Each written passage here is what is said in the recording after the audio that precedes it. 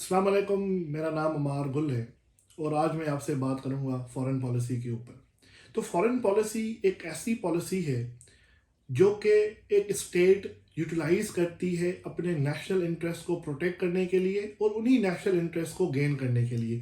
अब ये national interest जो है वो मिलिट्री नेचर के हो सकते हैं, पॉलिटिकल नेचर के हो सकते हैं, इकोनॉमिक नेचर के हो सकते हैं। तो हर नेचर का जो एक इंटरेस्ट होता है एक नेशन का इंटरनेशनल एरेना के अंदर, उसको प्रोटेक्ट करने के लिए और उन इंटरेस्ट को गेन करने के लिए जो जो पॉलिसी एक स्टेट अप्लाई करती है, यूटिलाइज करती है या यूज़ करती है, उसको हम कहते हैं कि वो है फॉरेन पॉलिसी। इसकी डेफिनेशन हमें दी है प्रोफेसर जोसेफ फ्रैंकल ने, जो कि ऑथर है मेकिंग ऑफ फॉरेन पॉलिसी एक किताब के। उसमें वो कहते हैं कि फॉरेन पॉलिसी एक ऐसा सेट ऑफ एक्शन से मेजर से जो कि एक स्टेट अप्लाई करती है ताकि वो अपने रिलेशंस जो हैं वो डेवलप कर सके दूसरी स्टेट्स के साथ। तो उसको सिंपली वो समझाते हैं कि वो एक फॉरेन पॉलिसी है। तो फॉरेन पॉलिसी के कौन से ऑब्जेक्टिव्स होते हैं? तो there are multiple objectives of foreign policy. तो उन ऑब्जेक्टिव्स के अंदर पहला ऑब्जेक्टिव आता है टेरिटोरियल इंटेग्रिटी, कि एक स्टेट अपनी टेरिटोरियल इंटेग्रिटी को प्रोटेक्ट करती है। वो स्टेट ये चाहती है कि हमारी जो सॉवरेनिटी है उसको दूसरी स्टेट जो है वो ब्रीच ना करे, और इंटरनेशनल लॉज भी हैं कि एक कंट्री दूसरी कंट्री के टेरिटोरियल इंटरेस्ट को ब्रीच नहीं कर सकती। तो पहला जो ऑब्जेक्टिव होता है एक फॉरेन पॉलिसी का, वो होता है कि जी वो अपनी स्टेट की टेरिटोरियल इंटेग्रिटी को प्रोटेक्ट करें। दूसरा जो होता है जी उसका ऑब्जेक्टिव वो ये होता है कि वो या तो अडॉप्ट करती है कॉन्फ्लिक्ट या तो कॉपरेशन की तरफ। और एक अच्छी फॉरेन पॉलिसी वो होती है जो कि सिर्फ कॉपरेशन की तरफ जाती है, और मीनवाइल अगर उसको ये फील होता है कि मेरे इंटरेस्ट जो नेशनल इंटरेस्ट हैं वो कॉन्फ्लिक्ट करके अचीव होंगे, तो it chooses conflict over cooperation. तो दूसरा जो ऑब्जेक्टिव होता है कि या तो एक स्टेट अडॉप्ट करती है कॉन्फ्लिक्ट या तो वो अडॉप्ट करती है cooperation. Number 3 objective of foreign policy वो होता है कि जी वो अपने नेशनल इंटरेस्ट को क्या करती है, प्रोटेक्ट करती है, प्रमोट करती है। अब वो जो प्रमोट करती है वो कैसे करती है? जब वो इकोनॉमिक ट्रीटीज साइन करवाती है, जब वो पॉलिटिकल गेम्स करती है, अलायंसेस का हिस्सा बनती है, मिलिट्री प्रोवेस बढ़ाती है अपनी फॉरेन पॉलिसी को यूज़ करके। तो बेसिकली वो नेशनल इंटरेस्ट को प्रोटेक्ट करने के लिए जो जो यूज़ करती है उसको हम कहते हैं कि ये इसका थर्ड वो है ऑब्जेक्टिव है। नंबर फोर है कि वो अपनी स्टेट की जो सिक्योरिटी है उसको मेंटेन करवाती है, कि एक स्टेट की जो सिक्योरिटी है वो उस स्टेट के सर्वाइवल के लिए बहुत अहम किरदार अदा करती है। कि अगर एक स्टेट ने सर्वाइव करना है इस दुनिया के अंदर या इंटरनेशनल रिलेशंस के अंदर या इंटरनेशनल सिनेरियो के अंदर, तो उसकी जो सिक्योरिटी डायनामिक्स हो वो प्रोटेक्टेड रहे। तो एक अच्छी फॉरेन पॉलिसी जो है वो उसके सिक्योरिटी इंटरेस्ट को क्या करती है, प्रोटेक्ट करती है। उसके बाद वो अपने नेशनल पावर को भी बढ़ाती है।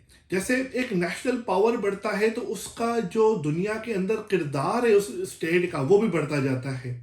नंबर सिक्स ऑब्जेक्टिव क्या होता है कि एक फॉरेन पॉलिसी, एक अच्छी फॉरेन पॉलिसी जो है वो अपनी नेशन के जो प्रेस्टीज है, इंटरनेशनल प्रेस्टीज है, उसको भी क्या करती है, प्रोटेक्ट करती है, ताकि हमारा जो नाम हो इंटरनेशनल एरेना के अंदर या इंटरनेशनल वर्ल्ड के अंदर वो बड़ा अच्छा प्रमोट हो और परसेप्शन ऐसी हो कि ये एक ऑनरेबल नेशन है। तो ये 6 ऐसे ऑब्जेक्टिव्स हैं फॉरेन पॉलिसी के ऊपर। उसके बाद हम इसके देखते हैं कि उसके डिटर्मिनेंट्स क्या है। एक फॉरेन पॉलिसी के डिटर्मिनेंट 2 चीज़ों के ऊपर बुनियाद रखते हैं, उनकी फाउंडेशन 2 चीज़ों के ऊपर होती है। एक एक्सटर्नल होते हैं और एक इंटरनल होते हैं। एक्सटर्नल के अंदर क्या आ जाता है? एक्सटर्नल के अंदर पहली चीज़ ये होती है कि आपका इंटरनेशनल सिनेरियो क्या है, इंटरनेशनली कौन सी गेम चल रही है। फॉर एग्जाम्पल इस वक्त दुनिया के अंदर एक इंटरनेशनल لاز جو ہیں جو ٹریٹیز ہیں ان کو دیکھ کر لوگ جو ہیں یا اسٹیٹس جو ہیں وہ اپنی فورن پالیسی بنا رہے ہیں. اس کے بعد ورلڈ پبلک اوپینین کہ دنیا کے اندر دنیا کے لوگوں کا اوپینین کیا ہے سرٹین چیزوں کے اوپر. فار ایگزامپل کلائمیٹ چینج ہے تو کلائمیٹ چینج کے اوپر ایک دنیا کے اندر یہ اوپینین ہے, لوگوں کا اوپینین ہے, دنیا کی جو پبلک ہے اس کا یہ اوپینین ہے کہ ہمیں ایسے ڈراسٹک میجرز لینے چاہیے جس کے تھرو ہم کلائمیٹ چینج کے جو امپیکٹس ہیں اس کو میٹیگیٹ کر سکیں. اسی لیے اب پاکستان کی مثال لے لیں تو پاکستان جو ہے کلائمیٹ سینٹرک فارن پالیسی کو پرسو کر رہا ہے اور دنیا کے اندر کلائمیٹ جسٹس کی بات کر رہا ہے. اب یہ کیوں کر رہا ہے؟ کیونکہ انٹرنیشنل پبلک کا جو اوپینین ہے وہ یہ ہے کہ کلائمیٹ چینج جو ہے ایک بڑا تھریٹ ہے دنیا کے لیے. تیسری چیز اس کے اندر آ جاتی ہے foreign policy of other states کہ دوسری اسٹیٹس کی فارن پالیسی کیا ہے. اب اس کی مثال لے لیں کہ U S A and India کا ایک نیکسس بن رہا ہے چائنا کے خلاف. اب یہ کیوں بن رہا ہے؟ اس لیے بن رہا ہے, اور یہ جو آپ کی یو ایس اے ہے اور انڈیا ہے یہ آپس میں قریب کیوں آ رہے؟ چائنا فیکٹر ہے. تو اس کو کہتے ہیں کہ ایک فارن پالیسی, ایک یو ایس کی foreign policy is against the China, تو انڈیا کی بھی اگینسٹ ہے چائنا کی. تو یو ایس اینڈ انڈیا اپنی فارن پالیسی کو یوز کر کے, اپنے انٹرسٹ کو یوز کر کے قریب آتے جا رہے ہیں. اس کے بعد alliances play a major role in constructing a foreign policy of a nation. کہ alliances کیا ہیں آپ کے؟ فار ایگزامپل انڈیا جو ہے وہ کوڈ کا ممبر ہے, انڈیا جو ہے ایس سی او کا ممبر ہے, پاکستان جو ہے ایس سی او کا ممبر ہے. تو ہمیں اپنی جو فارن پالیسی ہے پھر ان alliances کے مطابق بھی کنسٹرکٹ کرنی پڑتی ہے. اس کے بعد آپ کی جو انٹرنیشنل انٹر گورنمنٹل آرگنائزیشنس جو ہوتی ہیں ان کا بھی ایک بڑا کردار ہوتا ہے کہ ان کے حساب سے بھی ہمیں اپنی فارن پالیسی بنانی پڑتی ہے. جیسے آئی ایم ایف ہے, آئی ایم ایف ہمیں ڈکٹیٹ کرتا ہے پاکستان کو اسپیشلی. تو یہ وہ 5 سے 6 چیزیں ہیں جو کہ بیسیکلی ایکسٹرنل امپیکٹس ہوتے ہیں کسی بھی دنیا کی کنٹری کی فارن پالیسی کے اوپر. پھر اگر ہم انٹرنل میٹرز کی بات کریں تو انٹرنل میٹرز کے اندر آ جاتا ہے آپ کی جغرافی. سب سے بڑا ہے کہ آپ کی جغرافی کیا ہے, آپ کی اسٹریٹجک لوکیشن کیا ہے. آپ اس اسٹریٹجک لوکیشن میں جہاں پر آپ سچویٹڈ ہو اس کے حساب سے آپ نے پھر بنانی ہوتی ہے فارن پالیسی. جیسے پاکستان ہے تو پاکستان کی جو فارن پالیسی ہے وہ ساؤتھ ایشیا کے ڈائنامکس کے مطابق بنانی پڑتی ہے.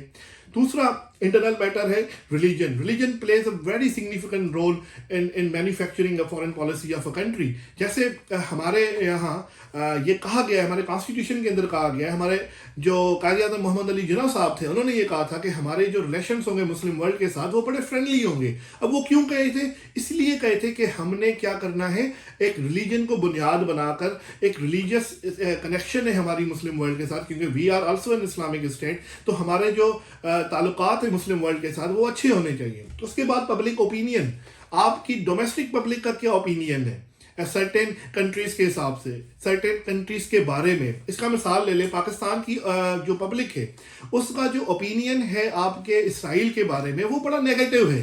تو ہم ایز اے اسٹیٹ ایک اچھی فارن پالیسی یا ہم ایک کلوز فارن پالیسی نہیں بنا سکتے, کلوز ریلیشن شپس نہیں رکھ سکتے کس کے ساتھ؟ اسرائیل کے ساتھ. کیوں؟ کیونکہ ہم یہ سمجھتے ہیں کہ اسرائیل جو ہے اسرائیل از کمٹنگ ایٹراسٹیز ان پیلسٹائن. تو پبلک اوپینین یہ ہے. تو کوئی بھی گورنمنٹ جو ہے وہ ایک اچھی فارن پالیسی یا ایک اچھا ریلیشن شپ جو ہے وہ اسرائیل کے ساتھ نہیں رکھ سکتی.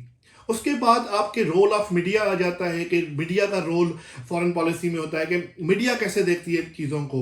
اس کے ساتھ ساتھ آپ کی ہسٹری ہو گیا, آپ کا کلچر ہو گیا, آپ کی پولیٹیکل اسٹرکچر ہو گیا. تو یہ ساری چیزیں پھر ڈٹرمن کرتی ہیں انٹرنلی کہ ایک کنٹری کی فارن پالیسی کیسے ہوگی. تو آج ہم نے دیکھا کہ فارن پالیسی کیا ہوتی ہے, اس کے آبجیکٹیوز کیا ہوتے ہیں اور اس کے ڈٹرمننٹس کیا ہوتے ہیں. آئی ہوپ کہ آپ کو یہ ویڈیو سمجھ آئی ہو. Thank you very much.